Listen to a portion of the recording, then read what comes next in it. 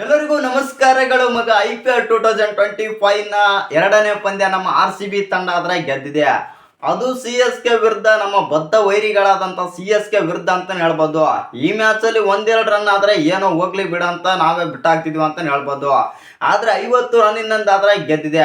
ಆ ಕಾರಣಕ್ಕಾಗಿ ಒಂದು ಡೈಲಾಗ್ ಹೇಳ್ತೀನಿ, ನೀವೇ ಕೇಳಿ. ಹಸಿವಾದಾಗ ಮಾಡ್ತಾರೆ ಊಟ, ಹಸಿವಾದಾಗೆ ಮಾಡ್ತಾರೆ ಊಟ. ಮತ್ತು ನಮ್ಮ ರಜತ್ ಅವರು ಸರಿಯಾಗಿ ಇಟ್ರು CSK ಅವರಿಗೆ ಗೂಟ. ಇನ್ನು ಈ ಡೈಲಾಗ್ ಬಗ್ಗೆ ನಿಮ್ಗೆ ಏನು ಅನ್ಸುತ್ತಂತ ಕಮೆಂಟ್ ಮಾಡಿ. ಮತ್ತು ನಮ್ಮ RCB ತಂಡ ಬಂದ್ಬಿಟ್ಟು ಇವತ್ತಂತೂ ಬೆಂಕಿ ವಿಕ್ಟ್ರಿ ಅಂತಾನೆ ಹೇಳ್ಬೋದು. CSK ವಿರುದ್ಧ ಈ ತರ ಯಾವಾಗ ಗೆದ್ದಿದೋ ಬಿಟ್ಟಿದೋ ನನಗೆ ಗೊತ್ತಿಲ್ಲ. ಮತ್ತು ಇವಾಗ ಸದ್ಯ ಬಂದ್ಬಿಟ್ಟು ಈ ಜನರೇಷನ್ ಅಲ್ಲಿ ಬೆಂಕಿ ವಿಕ್ಟ್ರಿನ ಅಂತಾನೆ ಹೇಳ್ಬೋದು. ಈ ತರ ವಿಕ್ಟ್ರಿ CSK ವಿರುದ್ಧ ಅಂತಂದ್ರೆ ಎಲ್ಲರಿಗೂ ಕೂಡ ಅಚ್ಚರಿ ಆಗುತ್ತೆ. ಯಾಕಂತಂದ್ರೆ CSK ಅಲ್ಲಿ ಬಂದ್ಬಿಟ್ಟು ಟಾಪ್ ಕ್ಲಾಸ್ ಅಲ್ಲಿ ಇರುವಂತಹ ಸ್ಪಿನ್ನರ್ಸ್ ಕೂಡ ಇದ್ದಾರೆ. ಆ ಕಾರಣದಿಂದಾಗಿ ನಮ್ಮ RCB ತಂಡ ಈ ತರ ಗೆದ್ದಿದೆ ಅಂತಂದ್ರೆ ನಮ್ಗೆ ಒಂದು ಹೆಮ್ಮೆ ಅಂತಾನೆ ಹೇಳ್ಬೋದು. ಇನ್ನು ಇವತ್ತಿನ ಮ್ಯಾಚ್ ಕಡೆಗೆ ಬರೋದಾಯ್ತು ಅಂತಂದ್ರೆ, ಇವತ್ತು ಬಂದ್ಬಿಟ್ಟು CSK ನಾಯಕ ಆದಂತ ಋತುರಾಜ್ ಗಾಯಕ್ವಾಡ್ ಅವರು ಬಂದ್ಬಿಟ್ಟು ಟಾಸ್ ಆದ್ರೆ ಗೆಲ್ತಾರೆ. ಟಾಸ್ ಗೆದ್ದಂತ ಋತುರಾಜ್ ಅವರು ಬಂದ್ಬಿಟ್ಟು ಫೀಲ್ಡಿಂಗ್ ಆದ್ರೆ ತಗೊಂತಾರೆ ಅಂತಾನೆ ಹೇಳ್ಬೋದು. ಈ ಪಿಚ್ ಅಲ್ಲಿ ಬಂದ್ಬಿಟ್ಟು ನಮಗೆ ಸ್ವಲ್ಪ ಸೆಕೆಂಡ್ ಬ್ಯಾಟಿಂಗ್ ಆಡೋಕೆ ಹೆಲ್ಪ್ ಇರುತ್ತೆ. ಆ ಕಾರಣದಿಂದಾಗಿ ನಾವು ಸೆಕೆಂಡ್ ಬ್ಯಾಟಿಂಗ್ ಆಡ್ತೀವಿ ಅಂತಂದು ಋತುರಾಜ್ ಗಾಯಕ್ವಾಡ್ ಆದ್ರೆ ಫೀಲ್ಡಿಂಗ್ ಆಯ್ಕೆ ಮಾಡ್ಕೊಳ್ತಾರ ಅಂತಾನೆ ಹೇಳ್ಬೋದು. ಆನಂತರ ನಮ್ಮ RCB ತಂಡ ಎಂದಿನಂತೆ ಬಂದ್ಬಿಟ್ಟು ಟಾಸ್ ಸೋತ್ ಮೇಲೆ ಬ್ಯಾಟಿಂಗ್ ಬಂದಿರುತ್ತೆ, ಬ್ಯಾಟಿಂಗ್ ಆಡೋಕೆ ಬರ್ತಾರೆ. ಪಿಲ್ಸಾಲ್ಟ್ ವಿರಾಟ್ ಕೊಹ್ಲಿ ಬಂದಿದ್ದೆ ತಡ ಪಿಲ್ಸಾಲ್ಟ್ ಅಂತೂ ನಾಯಿ ಹೊಡೆದಂಗೆ ಹೊಡಿತಾರೆ ಅಂತ ಹೇಳ್ಬೋದು. CSK ಬೌಲರ್ಸ್ಗಳು ಅವನ ಹಚ್ಚಿ ಏನು ಹೊಡ್ತಾರೆ ಅಂತಂದ್ರೆ, ಪಿಲ್ಸಾಲ್ಟ್ ಅಂತೂ ಯಾವ ತರ ಹೊಡೆದ್ರೆ ಅಂತಂದ್ರೆ ಸೈಕಾಗಿ ಹೊಡಿತಾರೆ ಅಂತಾನೆ ಹೇಳ್ಬೋದು. ಇಲ್ಲಿ ಒಂದೇನಪ್ಪ ಅಂತಂದ್ರೆ, ಪಿಲ್ಸಾಲ್ಟ್ ಅವರು 16 ಬಾಲ್ಗೆ 32 ರನ್ ಆದ್ರೆ ಆಡಿರ್ತಾರೆ. ಅವಾಗ ಜಸ್ಟ್ ಸ್ವಲ್ಪ ಕಾಲೆತ್ತರ ಅಂತ ಹೇಳ್ಬೋದು. ಜಸ್ಟ್ ಸ್ವಲ್ಪ ಎತ್ತಿದ ಕಾರಣದಿಂದಾಗಿ 14 ಸೆಕೆಂಡಲ್ಲೇ ಬಂದ್ಬಿಟ್ಟು ಧೋನಿ ಅವರು ಸ್ಟಂಪಿಂಗ್ ಆದ್ರೆ ಮಾಡ್ತಾರೆ. ಆ ಕಾರಣದಿಂದಾಗಿ ನಮ್ಮ ಪಿಲ್ಸಾಲ್ಟ್ ಅವರು ಔಟ್ ಆಗಬೇಕಾಗುತ್ತೆ. ಮತ್ತು ಔಟ್ ಆದ ನಂತರ ನೆಕ್ಸ್ಟ್ ಬಂದಂತ ನಮ್ಮ ಕನ್ನಡಿಗ ದೇವದತ್ ಪಡಿಕ್ಕಲ್ ಆಟಲ್ಲ ಪಾಟಲ್ಲ ಆ ತರ ಬೆಂಕಿ ಬ್ಯಾಟಿಂಗ್ ಅಂತಾನೆ ಹೇಳ್ಬೋದು. ದೇವದತ್ ಪಡಿಕ್ಕಲ್ ಅವರು ಅಂತೂ ಈ ತರ ಇಂಪ್ಯಾಕ್ಟ್ ಮಾಡ್ತಾರೆ ಈ ಮ್ಯಾಚ್ ಅಲ್ಲಿ ಅಂತ ಯಾರು ಅನ್ಕೊಂಡಿರ್ಲಿಲ್ಲ ಅಂತಾನೆ ಹೇಳ್ಬೋದು. ಟಾಪ್ ಕ್ಲಾಸ್ ಅಲ್ಲಿ ಬ್ಯಾಟಿಂಗ್ ಆದ್ರೆ ಮಾಡ್ತಾರೆ ನಮ್ಮ ಕನ್ನಡಿಗ ದೇವದತ್ ಪಡಿಕ್ಕಲ್ ಅವರು ಇವತ್ತು 27 ರನ್ ಆದ್ರೆ ಹೊಡಿತಾರೆ. ಇದೇ ನಮ್ಗೆ ದೊಡ್ಡ ಬಿಗ್ ಒಂದು ಕೊಡುಗೆ ಆಗಿತ್ತು ಅಂತಾನೆ ಹೇಳ್ಬೋದು. ಇವತ್ತಿನ ಮ್ಯಾಚ್ ಅಲ್ಲಿ ದೇವದತ್ ಪಡಿಕ್ಕಲ್ ಅವರಿಂದ.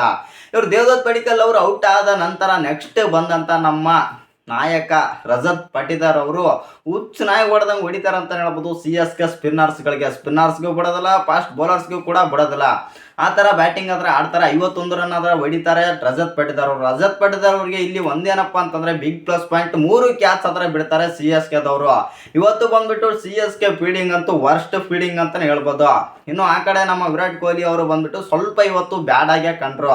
ಯಾಕಪ್ಪ ಅಂತಂದ್ರೆ 30 ಬಾಲ್ಗೆ 31 ರನ್ ಹೊಡೆದು ಬಿಟ್ಟು ಔಟ್ ಆಗ್ತಾರೆ. ಆ ಕಾರಣದಿಂದಾಗಿ ಸ್ವಲ್ಪ ನಮ್ಗೆಲ್ಲ ಸ್ವಲ್ಪ ಬೇಜಾರಾದ್ರೆ ಆಗುತ್ತೆ. ಇನ್ನು ಲಿಯಮ್ ಲಿವಿಂಗ್ಸ್ಟೋನ್ ಕೂಡ ಅದೇ ತರ ಬೆಂಕಿ ಬ್ಯಾಟಿಂಗ್ ಆಡ್ತಾರಂತ ನಾವು ಅನ್ಕೊಂಡಿದ್ವಿ. ಲಿವಿಂಗ್ಸ್ಟೋನ್ ಅವರು ತಪ್ಪಿಲ್ಲ ಅಂತ ಹೇಳ್ಬೋದು. ಯಾಕಂತಂದ್ರೆ ಒಂದು ಶಾಟ್ ಆದ್ರೆ ಹೊಡಿತಾರೆ, ಸಖತ್ತಾಗಿ ಶಾಟ್ ಆದ್ರೆ ಹೊಡಿತಾರೆ. ಆ ಶಾಟ್ ಹೊಡೆದಂತ ನೆಕ್ಸ್ಟ್ ಬಾಲ್ ಅಲ್ಲೇ ಔಟ್ ಆಗ್ತಾರ ಅಂತ ಹೇಳ್ಬೋದು. ಅದೊಂದು ಸ್ವಲ್ಪ ನಮ್ಗೆ ವೀಕ್ ಪಾಯಿಂಟ್ ಆದ್ರೆ ಕಂಡು ಬಂತಂತಾನೆ ಹೇಳ್ಬೋದು. ಯಾಕಂತಂದ್ರೆ ಸ್ಪಿನ್ನರ್ಗೆ ಬಂದ್ಬಿಟ್ಟು ಸ್ವಲ್ಪ ಇವರು ಲಿಯಾಮ್ ಲಿವಿಂಗ್ಸ್ಟೋನ್ ಬಂದ್ಬಿಟ್ಟು ಸ್ವಲ್ಪ ವೀಕ್ ಆದ್ರೆ ಇದ್ರು. ಇನ್ನು ಇನ್ನೊಂದೇನಪ್ಪ ಅಂತಂದ್ರೆ, ಇಲ್ಲಿ ಜಿತೇಶ್ ಶರ್ಮಾ ಅವರು ಚಟ್ನಿ ಅಂತಲ್ಲ ಫುಲ್ ಟ್ರೋಲ್ ಆಗಿದ್ದು ಏನೋ, ಸ್ವಲ್ಪ ವೈರಲ್ ಆಗಿದ್ದೇನೋ, ಸಿಕ್ಕಾಪಟ್ಟೆ ವೈರಲ್ ಆಗಿತ್ತು ಅಂತ ಹೇಳ್ಬೋದು. ಇನ್ನು ಚಟ್ನಿ ಅಂದ್ರೆ ರೀಲ್ಸ್ ಮಾಡಿದ್ರಲ್ಲ ಜಿತೇಶ್ ಶರ್ಮಾ ಅವರು, ಆ ಕಾರಣದಿಂದಾಗಿ ಅವ್ರಿಗೆ CSK ದವ್ರಿಗೆ ಉರಿಸಿದ್ರ ಅಂತ ಹೇಳ್ಬೋದು. ಆ ಕಾರಣದಿಂದಾಗಿ ಈ ಮ್ಯಾಚ್ ಅಲ್ಲಿ ಬಂದ್ಬಿಟ್ಟು ಜಿತೇಶ್ ಶರ್ಮಾ ಅವರು ಒಂದು ಒಳ್ಳೆ ಬಿಗ್ ಇನ್ನಿಂಗ್ಸ್ ಆಡ್ತಾರೆ ಅಂತ ನಾವು ಅನ್ಕೊಂಡಿದ್ವಿ. ಹೌದು, ಜಿತೇಶ್ ಶರ್ಮಾ ಅವರು ಒಂದು 4 1 6 ಆದ್ರೆ ಹೊಡಿತಾರೆ.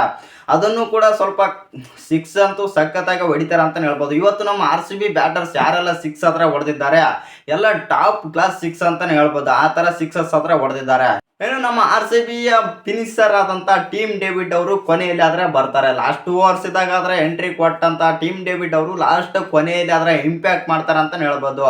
ಒಂದು ಒಳ್ಳೆ ಇಂಪ್ಯಾಕ್ಟ್ ಆದ್ರೆ ಮಾಡ್ತಾರೆ. ಅದು ಶ್ಯಾಮ್ ಕರಣ್ ವಿರುದ್ಧ 3 6 ಆದ್ರೆ ಹೊಡಿತಾರೆ ಲಾಸ್ಟ್ ಓವರ್ ನಲ್ಲಿ. ಅದೇ ಸ್ವಲ್ಪ ನಮ್ಗೆ ಒಂದು ಬಿಗ್ ಮಾರ್ಜಿನ್ ಆಗೋಕೆ ಕನ್ವರ್ಟ್ ಆಗೋಕೆ ಸಾಧ್ಯ ಆಯ್ತು ಅಂತ ಹೇಳ್ಬೋದು. ಯಾಕಂತಂದ್ರೆ 3 6 19 ರನ್ ಏನೋ ಬರುತ್ತೆ ಲಾಸ್ಟ್ ಓವರ್ ನಲ್ಲಿ. ಆ ಕಾರಣದಿಂದಾಗಿ ಸ್ವಲ್ಪ ನಮ್ಮ 190ಕ್ಕೆ ಟಚ್ ಆಗೋಕೆ ಚಾನ್ಸ್ ಆದ್ರೆ ಸಿಕ್ತು. ಒಟ್ಟಿನಲ್ಲಿ ನಮ್ಮ RCB ತಂಡ ಬಂದ್ಬಿಟ್ಟು ಮೊದಲನೇ ಇನ್ನಿಂಗ್ಸ್ ನಲ್ಲಿ 196 ರನ್ ಆದ್ರೆ ಹೊಡಿತಾರೆ. 197ಕ್ಕೆ ಆದ್ರೆ ಟಾರ್ಗೆಟ್ ಆದ್ರೆ ಕೊಡ್ತಾರೆ. ಇನ್ನು ಸೆಕೆಂಡ್ ಇನ್ನಿಂಗ್ಸ್ ಬ್ಯಾಟಿಂಗ್ ಆಡಕ್ಕೆ ಬರ್ತಾರೆ ಚೆನ್ನೈ ಸೂಪರ್ ಕಿಂಗ್ಸ್ ತಂಡದ ರಚಿನ್ ರವೀಂದ್ರ ಮತ್ತು ಇವರ ರಾಹುಲ್ ತ್ರಿಪಾಠಿ ಇಬ್ಬರಾದ್ರೆ ಓಪನರ್ಸ್ ಆಗಿ ಬರ್ತಾರೆ ಅಂತಾನೆ ಹೇಳ್ಬೋದು. ರಚಿನ್ ರವೀಂದ್ರ ಒಂದ್ ಎಂಡಿಂದ ಸಖತ್ತಾಗಿ ನಿಂತಿದ್ರ ಅಂತಾನೆ ಹೇಳ್ಬೋದು. ವಿಕೆಟ್ ಆದ್ರೆ ನಿಂದ್ರಿಸ್ಕೊಂತ ಇದ್ರು. ಆದ್ರೆ ಇಲ್ಲಿ ಒಂದೇನಪ್ಪ ಅಂತಂದ್ರೆ, ಎರಡನೇ ಓವರ್ ನಲ್ಲಿ 2 ವಿಕೆಟ್ ಆದ್ರೆ ತೆಗಿತಾರೆ ನಮ್ಮ ಜಾಸ್ ಹೇಜಲ್ವುಡ್. ರಾಹುಲ್ ತ್ರಿಪಾಠಿಗಂತೂ ಕ್ಲೂನೇ ಇರಲಿಲ್ಲ. ರಾಹುಲ್ ತ್ರಿಪಾಠಿ ಔಟ್ ಆದ ನಂತರ ಋತುರಾಜ್ ಗಾಯಕ್ವಾಡ್ ಕೂಡ ಔಟ್ ಆಗ್ತಾರೆ. ಋತುರಾಜ್ ಗಾಯಕ್ವಾಡ್ ಔಟ್ ಆಗಿದ ತಡ ನೆಕ್ಸ್ಟ್ 4ನೇ ಓವರ್ನಲ್ಲಿ ಬಂದಂಥ ಭುವನೇಶ್ವರ್ ಕುಮಾರ್ ಅವರು ಕೂಡ ಒಂದು ವಿಕೆಟ್ ಅದರ ತೆಗಿತಾರೆ. ಇಲ್ಲಿ ಸಿ ಎಸ್ ಕೆದವರು ಟಾಪ್ ಬ್ಯಾಟ್ಸ್ಮನ್ ಔಟ್ ಆಗ್ತಾರೆ ಅಂತ ಹೇಳ್ಬೋದು. ಟಾಪ್ ತ್ರೀ ಬ್ಯಾಟ್ಸ್ಮನ್ ಔಟ್ ಆಗ್ತಾರೆ ಪವರ್ ಪ್ಲೇನಲ್ಲಿ. ಆ ಕಾರಣದಿಂದಾಗಿ ಇಲ್ಲೇ ಮ್ಯಾಚ್ ಅರ್ಧ ಹೊಂದ್ಕೊಂಡು ಹೋಯ್ತು ಅಂತ ಹೇಳ್ಬೋದು ಸಿ ಎಸ್ ಕೆದವ್ರದ್ದು. ಒಟ್ಟಿನಲ್ಲಿ ಹೇಳ್ಬೇಕಂತಂದ್ರೆ ನಮ್ಮ RCB ತಂಡದ ಪರ ಬೌಲಿಂಗು, ಬ್ಯಾಟಿಂಗು, ಫೀಲ್ಡಿಂಗು ಮೂರರಲ್ಲೂ ಕೂಡ ಟಾಪ್ ಕ್ಲಾಸ್ ಆಗಿ ಇತ್ತು.